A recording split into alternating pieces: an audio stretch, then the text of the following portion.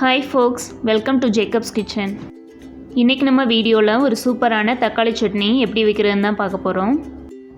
ஒரு பேனில் 2 table spoon எண்ணெய் சேர்த்துக்கோங்க. எண்ணெய் சூடானதும் இதில் 1 டேபிள் ஸ்பூன் அளவுக்கு உளுந்தம்பருப்பு சேர்த்து இதை லைட்டாக பொரிய விட்டுருங்க.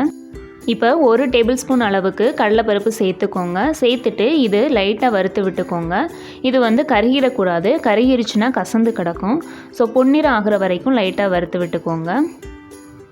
காரத்துக்கு ஒரு வரமிளகா நான் எடுத்திருக்கேன். உங்கள் காரத்துக்கு ஏற்ற மாதிரி நீங்கள் சேர்த்துக்கோங்க.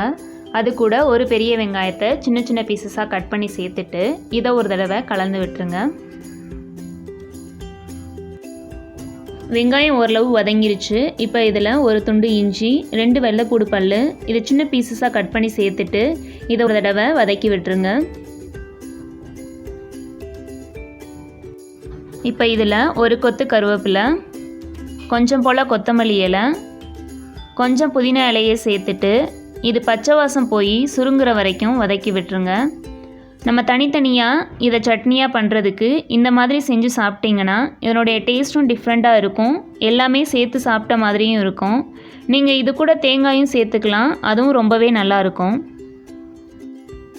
இப்போ இதில் ஒரு பெரிய சைஸ் தக்காளியை சின்ன சின்ன பீசஸாக கட் பண்ணி சேர்த்துக்கோங்க. சேர்த்துட்டு இதை ஒரு தடவை கலந்து விட்டுருங்க.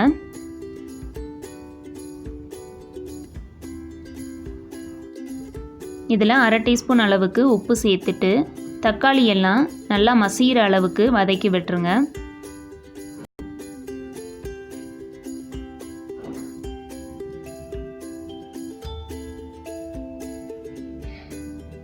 இப்போ இதை இறக்கிட்டு ஒரு 10 நிமிஷம் ஆற வச்சு நம்ம அரைச்சிடலாம். இதை ஒரு ஜாரில் மாற்றிட்டு கொஞ்சமாக தண்ணி சேர்த்து அரைச்சி எடுத்துக்கோங்க. இப்போ நம்ம தாளிச்சிடலாம். ஒரு பேனில் 1 டேபிள் ஸ்பூன் அளவுக்கு எண்ணெய் சேர்த்துக்கோங்க. எண்ணெய் சூடானதும் இதில் 1/2 டேபிள் ஸ்பூன் அளவுக்கு கடுகு, கொஞ்சம் போல் கருவேப்பிலை சேர்த்துட்டு இதை லைட்டாக பொரிய விட்டுருங்க. இப்போ நம்ம அரைச்சி வச்சுருந்த பேஸ்ட்டை இதில் சேர்த்துடலாம். இது ஒரு கொதி லைட்டாக பபிள்ஸ் வந்ததும் இறக்கிடுங்க. நீங்கள் உடனே சாப்பிட்றதா இருந்தால் இது வதக்காமல் அப்படியே கூட எடுத்துக்கலாம். வச்சு சாப்பிட்றதா இருந்தால் இந்த மாதிரி வதக்கி வச்சுக்கோங்க.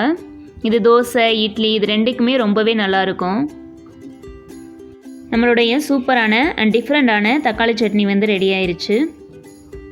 இதை நீங்களும் ட்ரை பண்ணி பாருங்கள். இந்த வீடியோ பிடிச்சிருந்துச்சுன்னா லைக் பண்ணுங்கள், உங்கள் ஃப்ரெண்ட்ஸ்க்கும் ஷேர் பண்ணுங்கள்.